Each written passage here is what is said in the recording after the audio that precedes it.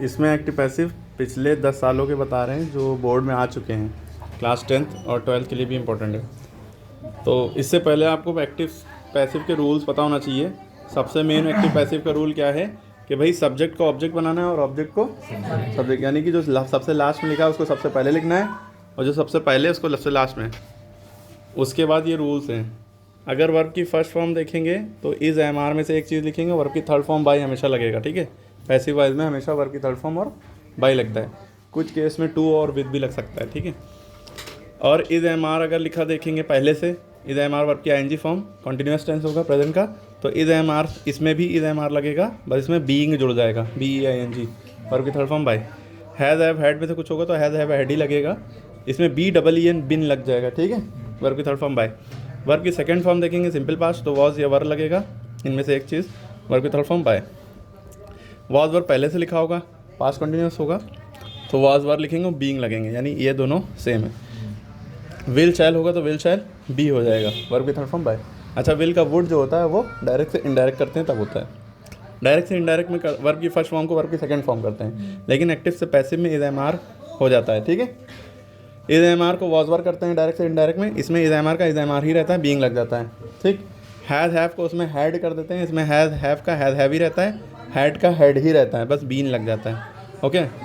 अब देखिए, the mouse at the corn, पहला सेंटेंस है the mouse at the corn. सबसे पहले इसमें कोई भी पैसिव वाइज आपको बनाना है, सबसे पहली चीज़ जो आपको देखनी होती है वो वर्ब की फॉर्म देखनी होती है। उसके लिए आपको वर्ब की फॉर्म याद होना चाहिए। बहुत सारे बच्चे ऐसे हैं जिनको वर्ब की फॉर्म याद ही नहीं है, वो समझते हैं जैसे टेबल याद किया जाता है, उलझन होती है याद करने में, याद नहीं होता है, रट नहीं पाते हैं, उसी तरह वर्ब की फॉर्म को समझते हैं, हालांकि ऐसा नहीं है। दोनों चीज़ें ज़रूरी हैं, जैसे टेबल याद करना ज़रूरी है वैसे वर्ब की फॉर्म याद करना ज़रूरी है, बिना उसके बहुत दिक्कत होती है। तो आप ये सेंटेंस आपको दिख रहा है the mouse at the corn, तो इसमें वर्ब क्या है, एट, लेकिन ये वर्ब की कौन सी फॉर्म है, first form, second form, third form. आपको पता होना चाहिए, ईट फर्स्ट फॉर्म है, एट सेकंड फॉर्म है, ईटन थर्ड फॉर्म है, तो ये वर्ब की सेकंड फॉर्म है। जब आपको ये दिख गया कि ये वर्ब की सेकंड फॉर्म है और सबसे पहले ये सब्जेक्ट है, काम कौन कर रहा है, the mouse at the corn, mouse कौन को खा रहा है, कौन खा रहा है, जो खा रहा है वो सब्जेक्ट, ये वर्ब और ये ऑब्जेक्ट। तो सबसे पहले हमें ऑब्जेक्ट को सब्जेक्ट बनाना, सब्जेक्ट को ऑब्जेक्ट, यानी सबसे पहले हमें क्या लिखना है, द कॉर्न सबसे पहले लिखना है, द कॉर्न, कॉर्न मैंने शायद भुट्टा होता है ना, सबसे पहले कॉर्न लिखा और सबसे लास्ट में क्या लिखेंगे, द माउस, द माउस, ठीक है। यानी कि सबसे पहले ऑब्जेक्ट लिख दिया, सबसे लास्ट में सब्जेक्ट लिख दिया, ओके, यहाँ तक क्लियर है। और सब्जेक्ट से पहले बाय लगता है, सॉरी, जब सब्जेक्ट लास्ट में जाता है उससे पहले बाय लगता है, ये भी पता होना चाहिए, ठीक। अब हमारे पास खाली इतना वर्ड बचा, वर्ब की सेकंड फॉर्म। वर्ब की सेकंड फॉर्म का रूल आपको याद आ जाना चाहिए।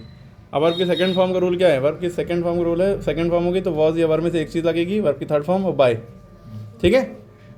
तो आप यहाँ पे क्या लगाएंगे, द कॉर्न सिंगुलर है तो वॉज लगेगा, द कॉर्न वॉज, एट की थर्ड फॉर्म और हमेशा थर्ड फॉर्म लगती है, ईटन, और बाय द माउस, क्लियर है। तो आपको मेन ये वर्ब की सेकंड फॉर्म को वॉज या वर्ब की थर्ड फॉर्म करना है, बाकी सेम, ठीक है। यहाँ तक के क्लियर हो गया, कोई डाउट। यानी वर्ब की सेकंड फॉर्म होगी तो क्या वर्ब लगेगा, वॉज या वर्ब में से एक चीज़, वर्ब की थर्ड फॉर्म। ऑब्जेक्ट को पहले लिखेंगे, सब्जेक्ट को लास्ट में लिखेंगे, बाय उससे पहले लगाने, ठीक है। सिमिलर पैटर्न पे जिस तरह से हमने बताया, यही पैटर्न पकड़ के अगर आप कोई भी पैसिव वॉइस करेंगे आप कर लेंगे, बस शर्त ये है कि सारे रूल्स याद होना चाहिए, ओके। अब देखिए, मेन मुद्दा है, I bought a dictionary yesterday, मैंने कल एक डिक्शनरी खरीदी थी, यानी सिंपल पास्ट है। बॉट बाय की सेकंड फॉर्म में, B U Y, buy, buy मैंने खरीदना, बॉट मैंने खरीदा, ठीक। तो आपको समझ में आ गया भाई वर्ब की सेकंड फॉर्म है, आपको वॉज या वर्ब ही में से चेंज करना है, ओके। आपके सामने सब्जेक्ट क्या है, आई सब्जेक्ट है, ऑब्जेक्ट क्या है, आ डिक्शनरी, क्या खरीदा, एक dictionary. Yesterday, yesterday the previous days को कह सकते हैं आप, लिखें चाहे, वो तो बात की बात है। सबसे पहले क्या आएगा, ऑब्जेक्ट सबसे पहले आएगा ना, और सबसे लास्ट में क्या जाएगा, सब्जेक्ट। तो आ डिक्शनरी सबसे पहले लिखा आपने, DICTIONARY, आ डिक्शनरी, ठीक है।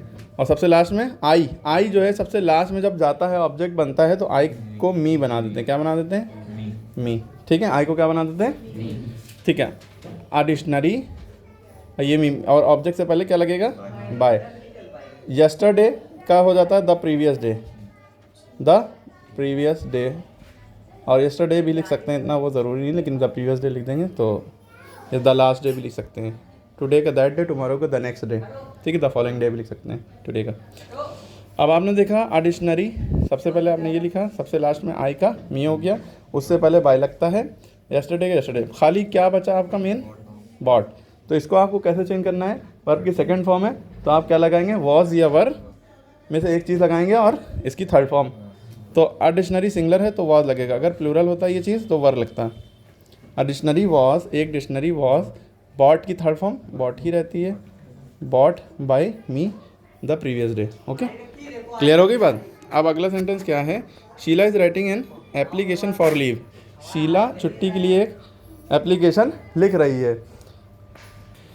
कि सबसे पहले आपने देखा वर्ब क्या है, इज एम आर, वर्ब की आईएनजी फॉर्म। उससे पहले भी आप एक चीज़ देख लिया करिए, सब्जेक्ट क्या है, सब्जेक्ट ये है हेल्पिंग वर्ब, यानी इज एम आर से पहले तक सब्जेक्ट रहता है, ये वर्ब है, एंड एप्लीकेशन ऑब्जेक्ट है, ठीक है, फॉर लीव, ठीक है।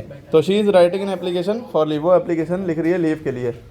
तो सबसे पहले आप क्या लिखेंगे, एन एप्लीकेशन, सबसे पहले क्या लिखेंगे, क्योंकि ऑब्जेक्ट है ना, ऑब्जेक्ट पहले लिखेंगे, एन एप्लीकेशन, ठीक है, एन एप्लीकेशन लिखी, और सब्जेक्ट कहाँ जाएगा, ऑब्जेक्ट बन जाएगा एकदम लास्ट में, शीला का शीला ही रहेगा। और हमने बताया इससे पहले जस्ट क्या लगता है, बाय। तो और फॉर लीव ये ऐसे ही उतार दिया, छुट्टी के लिए ना।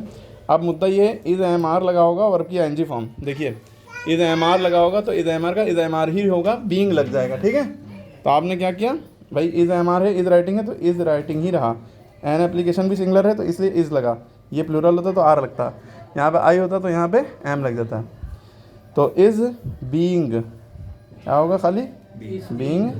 राइटिंग की थर्ड फॉर्म रिटन होती है, क्योंकि हमेशा थर्ड फॉर्म लिखनी है और फिर उसके बाद बाय लगाना है, ठीक है। तो an application is being written by Sheela for leave, या आप ऐसे भी लिख सकते हैं an application for leave, for leave इसी के साथ लिख सकते हैं, ये पूरा आप ऑब्जेक्ट मान लिए, an application for leave is being written by Sheela, ठीक है। फॉर लीव यहाँ पे लिख लिए, for leave, okay.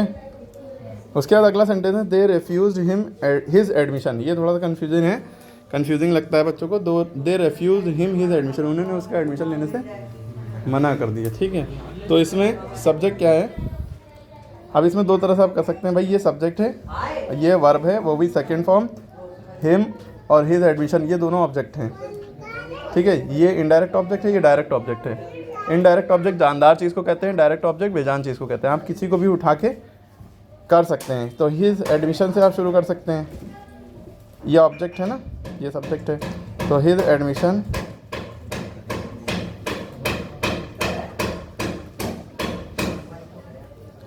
his admission was refused by them,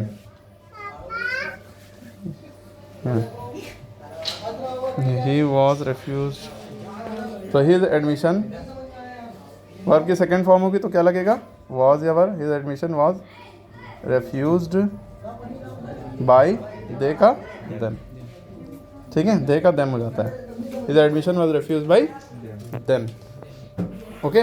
कोई दिक्कत। बच्चे ने क्वेश्चन पूछा कि सर ये हिम कहाँ गया, तो इसको समझिए, हिज एडमिशन इसका पूरा मतलब इसमें आ गया, दे रेफ्यूज हिम हिज एडमिशन, उन्होंने उसका एडमिशन लेने से मना कर दिया।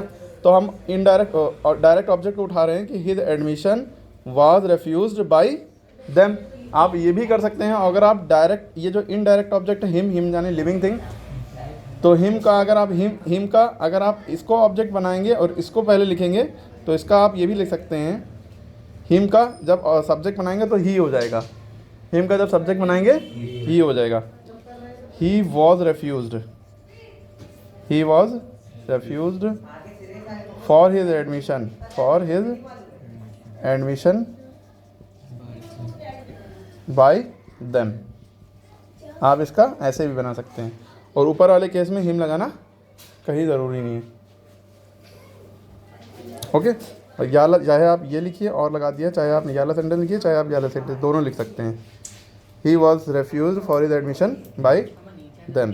उसके बाद, did you finish your work in time, क्या तुमने अपना काम समय पर पूरा कर लिया था। तो देखिए क्योंकि क्वेश्चन वाला है तो हेल्पिंग वर्ब शुरू है, तो हेल्पिंग वर्ब ही से आप शुरू करेंगे। डिड जो होता है ये सिंपल पास्ट का है, यानी कि वर्ब की सेकंड फॉर्म का है, तो वर्ब की सेकेंड फॉर्म का है तो किससे, उसमें क्या लगता है, वॉज या वर। तो यहाँ पे भी वॉज या वर लगेगा, लेकिन शुरुआत में लगेगा क्योंकि डिड शुरुआत में लगा है ना, पहला वर्ड है। तो डिड यू, ये सब्जेक्ट हो गया, ये वर्ब हो गया, ये योर वर्क हो गया, ये ऑब्जेक्ट है। ठीक है, अब मुद्दा ये, डिड को देखा हमने, वर्ब की सेकंड फॉर्म समझ, पटक देंगे फ़ोन उठा के। आपने जो है ये देखा कि डिड जो है क्या है, पास्ट है, सिंपल पास्ट है, इसमें सिंपल पास्ट के अकॉर्डिंग रूल लगेगा। तो सिंपल पास्ट में यानी कि डिड के लिए वॉज या वर लगेगा। तो आपको पता लग गया कि वॉज या वर लगेगा। तो वो योर वर्क सबसे पहले उठाएंगे आप, ऑब्जेक्ट है ना, योर वर्क आपने उठाया। अब योर वर्क जो है एज अ सिंगुलर लिया जाता है, तो इसलिए वॉज लगेगा। वॉज योर वर्क, वॉज से शुरुआत होगी क्योंकि डिड से यहाँ शुरुआत थी। तो was your work finished, being finished, नहीं सॉरी,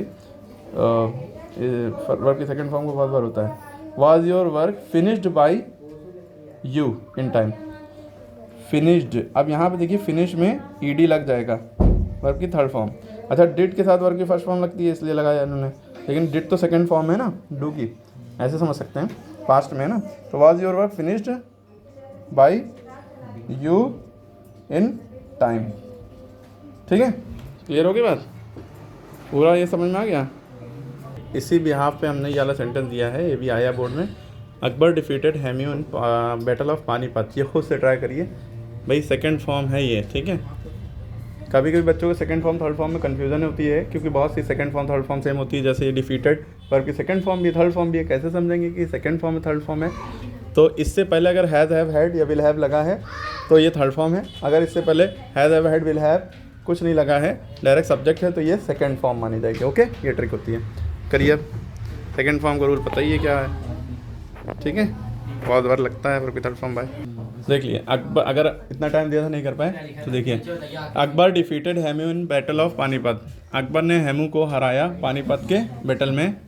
तो ये सब्जेक्ट है, वर्ब से पहले हमेशा सब्जेक्ट होता है, ये वर्ब की सेकंड फॉर्म है, ये ऑब्जेक्ट है। ठीक है, तो सबसे पहले ऑब्जेक्ट लिखेंगे, यानी कि सबसे पहले क्या आएगा, हेमू। हेमू हमने बताया था वर्ब की सेकंड फॉर्म होगी तो क्या लगेगा, वॉज या वर।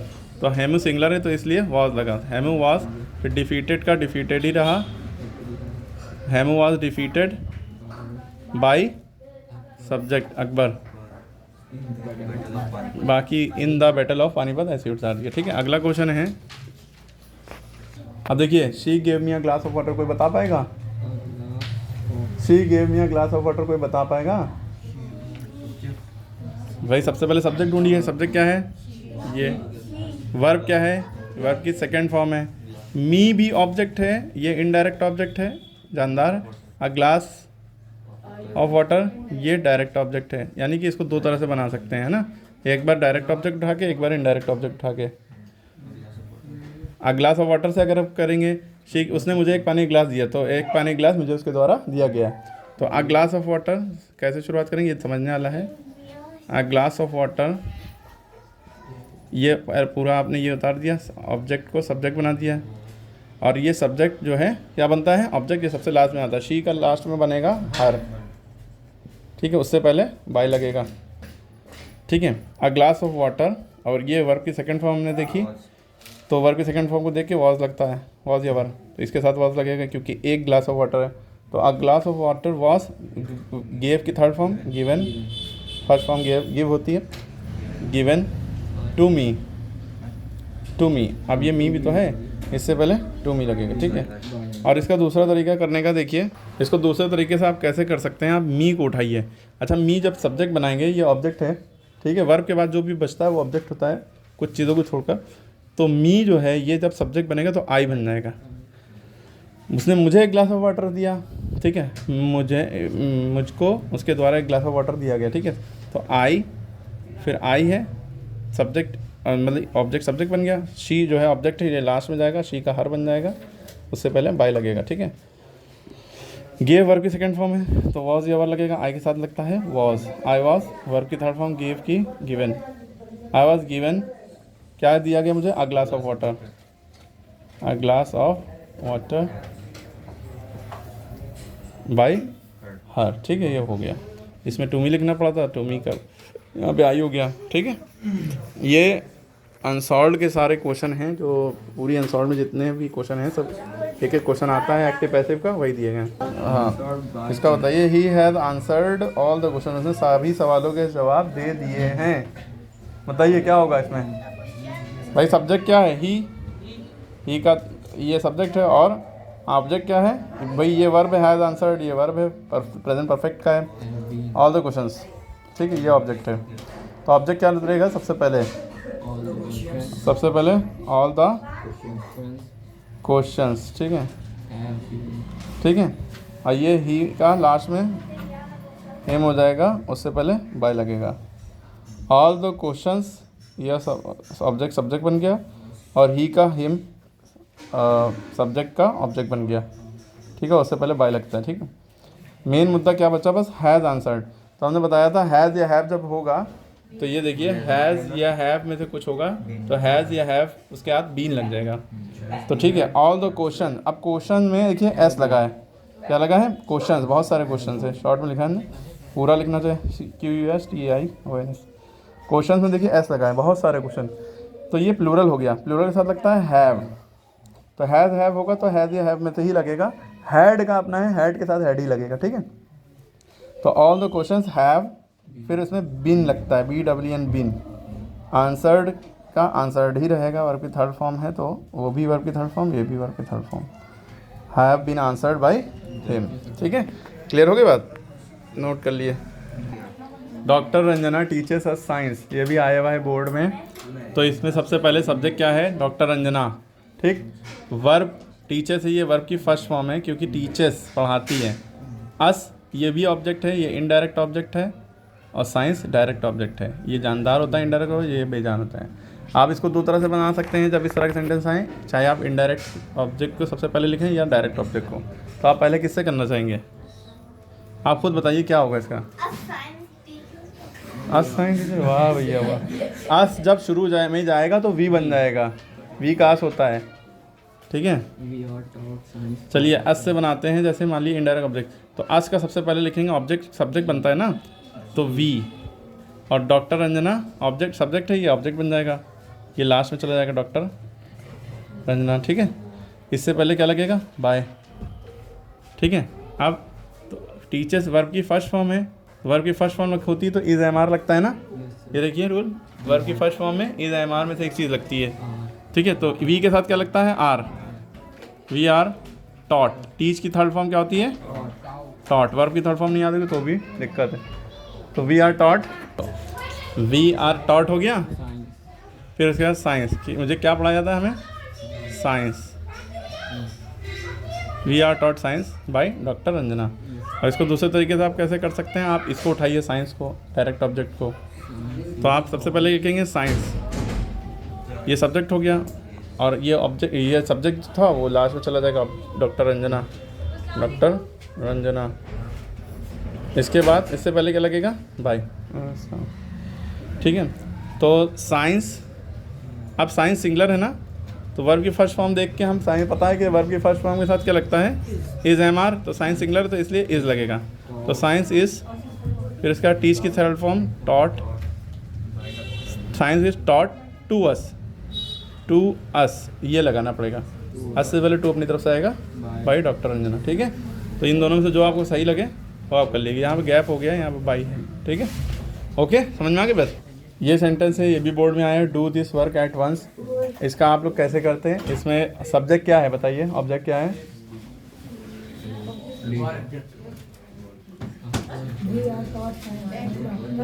इसमें आपको ढूंढने में दिक्कत होगी सब्जेक्ट और ऑब्जेक्ट, ठीक है। पहली बात, ये किससे कहा जा रहा है, do this work at once, जो हमारे सामने बैठा है, तुम ये काम अभी तुरंत करो, है ना, कह रहे हैं ये काम तुम अभी तुरंत करो। तो इसमें आप ऐसे कर सकते हैं, you are ordered, you are ordered, ये अपनी तरफ से ऑर्डर दिया जा रहा है ना, तो यू आर ऑर्डर्ड टू, फिर ये पूरा लिख दिए, do this work at once, ठीक है। This work should be done by you at once, ऐसे भी कर सकते हैं, this work should be done by you at once, ऐसे भी कर सकते हैं। Let this work be done by you, ये भी कर सकते हैं, let this work be done by you at once ये भी लिख सकते हैं। ओके भाई, डू यू हेल्प मी का कोई बता पाएगा? डू यू हेल्प मी, क्या तुम मेरी मदद करते हो? इसमें सबसे पहले सब्जेक्ट ढूंढिए, क्या है? यू। और मी क्या है? ऑब्जेक्ट। ठीक है, और हेल्प वर्ब की फर्स्ट फॉर्म है। ठीक है, और डू भी वर्ब की फर्स्ट ही फॉर्म है। वहाँ पे क्वेश्चन पूछा गया है, ये हेल्पिंग वर्ब से शुरू है। तो जब आपका आंसर होगा, जैसे ये हेल्पिंग वर्ब से शुरू है तो आंसर भी आपका हेल्पिंग वर्ब से शुरू होगा, क्योंकि वर्ब की फर्स्ट फॉर्म में कौन सा हेल्पिंग वर्ब लगता है? इज़, एम, आर, तीनों में से एक लगेगा। ठीक है, तो डिपेंड करता है इज़, एम, इज़ लगेगा कि एम लगेगा कि आर लगेगा, वो डिपेंड करता है कि आप ऑब्जेक्ट का जो सब्जेक्ट बना रहे हैं वो क्या है। तो ऑब्जेक्ट क्या है? मी का सब्जेक्ट क्या बनेगा? आई। ठीक, अब आई के साथ क्या लगता है? इज, एम, आर में से एम लगता है। आई और एम एक दूसरे के लिए बने हैं, किसी और कोई और के लिए नहीं है। तो एम आई, क्योंकि डू पहला है तो इसलिए एम, आई एम नहीं लिखेंगे, एम आई। अब फिर उसके बाद सब्जेक्ट जो है लास्ट में जाता है। यू का ऑब्जेक्ट जब बनता है, सब्जेक्ट का ऑब्जेक्ट, तो यू ही रहता है, उससे पहले बाई होगा। ठीक है, ये भी पता है आपको। एम, फिर हेल्प वर्ब की फर्स्ट फॉर्म है, तो एम आई, हेल्प की थर्ड फॉर्म लिख देंगे, हेल्प्ड बाई यू। क्लियर होगी बात? क्वेश्चन मार्क इसमें आई थिंक लगता है, am I helped by you, question mark. Direct indirect में जब हम डायरेक्ट से इनडायरेक्ट बनाते हैं तो क्वेश्चन मार्क नहीं लगता है। एक्टिव से जब पैसिव वाले क्वेश्चन मार्क वाले करते हैं तो क्वेश्चन मार्क लगा है तो लगेगा। ठीक है, अब देखिए ये भी बोर्ड में आया हुआ है, we help them in every way, हमने उनकी मदद की हर तरह से, हर तरीके से। ठीक है, तो इसमें सब्जेक्ट क्या है? ये। देम क्या है? ऑब्जेक्ट है, और हेल्प वर्ब की फर्स्ट फॉर्म है। ठीक है, ठीक, तो सबसे पहले देम का ऑब्जेक्ट जो है सब्जेक्ट बनेगा, देम का सब्जेक्ट क्या होगा? दे। ठीक है, और वी का ऑब्जेक्ट बनेगा अस, उससे पहले क्या लगता है? बाय। अब मुद्दा ये बचा हेल्प, वर्ब की फर्स्ट फॉर्म है, तो दे, जब वर्ब की फर्स्ट फॉर्म होती है तो इज, एम, आर में से लगता है, तो दे के साथ लगेगा are. They are helped by, अच्छा, they are helped by us in every way, in every way. ठीक है, ही पोस्टेड अ लेटर, बहुत सिंपल सेंटेंस है, बोर्ड में आया हुआ है, इस बार आ गया तो आपकी चांदी हो जाएगी। ठीक है, बहुत आसान है ये भाई। सब्जेक्ट है, ये सब्जेक्ट है, ये वर्ब की सेकंड फॉर्म है, और ये ऑब्जेक्ट है। सबसे पहले आप ऑब्जेक्ट लिखेंगे, अ लेटर, वर्ब की सेकंड, भाई ही का लास्ट में हिम बनता है ना, उससे पहले बाई लगता है।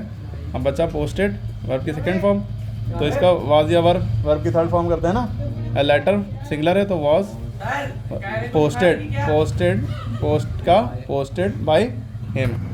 देखिए उसके बाद ये है, people always admire freedom fighter, तो इसका हो जाएगा freedom fighters are always admired by people. इसके बाद देखिए इंपॉर्टेंट है, हु रोट दिस एप्लीकेशन, तो जब हु होता है तो बाई होम से भी शुरुआत कर सकते हैं और बाई होम लास्ट में भी लिख सकते हैं। बाई होम, फिर this application, by him was, by him was this application written, this application written, या इसका आप लिख सकते हैं दिस एप्लीकेशन, ये ऑब्जेक्ट है, this application is was written by him, क्योंकि वॉज इसलिए लगा रहे कि वर्ब सेकंड फॉर्म है। अगर यहाँ पे वर्ब की फर्स्ट फॉर्म होती राइट, तो this application is written by him हो जाता। ठीक है, दोनों लिख लिएगा सेंटेंसेस। इसके बाद he did not help me, उसने मेरी मदद नहीं की, ऑब्जेक्ट ये, सब्जेक्ट ये, ऑब्जेक्ट मी का आई बनेगा, डिड नॉट का क्या हो जाता है? Was not, I was not helped by him. ठीक है, याद रखिएगा, डिड नॉट का वॉज नॉट होता है, डू नॉट का इज नॉट होता है, इज, एम, आर नॉट। ठीक है, डिड नॉट का वॉज नॉट या वर नॉट। ठीक है, क्या बाद है? The king shot the lion, तो the lion was shot by the king. ठीक है, शूट फर्स्ट फॉर्म होती है थिंक, हाँ, तो अगर शूट लिखा होता है the king shoot the lion, तो the lion is shot by the king, shot third form भी होती है ना। हाँ, boys have won the match, boys have won the match, इसका क्या होगा? Boys have won the match, the match has been won by the boys, the match has been won by the boys. He always helps me, he always helps me, तो I M helped by, I am always helped by him, I am always helped by him. देखिए, do not insult the poor, इसका हो जाएगा let the poor not be insulted, let the poor not be insulted, या you are order to not to insult the poor, you are order not to insult the poor, या better यही है let the poor not be insulted, या the poor should not be insulted, कई तरह से लिख सकते हैं। ओके, इसका आप कमेंट बताइए। He has answered all the question, ये बता भी चुके हैं, इसी में बताइए है you know him well, you know him well, you know him well, इसका क्या होगा? He is known to me, he him को पहले लिखेंगे he is known to you, you know him well है ना, तो he is known to you well, he is known by you well भी लिख सकते हैं। ठीक है, एक ही रिपीट हो रहा है, इंपॉर्टेंट है आई नो हिम वेल का, कि बताइए क्या होगा। अब इसमें फ़र्क यही है कि वहाँ यू था, यहाँ पे आई नो हिम वेल है, तो he is known to me well, he is known by me well, या he is known to me well, यहाँ TO2 भी लगा सकते हैं। Why does he beat his brother, वो अपने भाई को क्यों मारता है? तो वाई हिज ब्रदर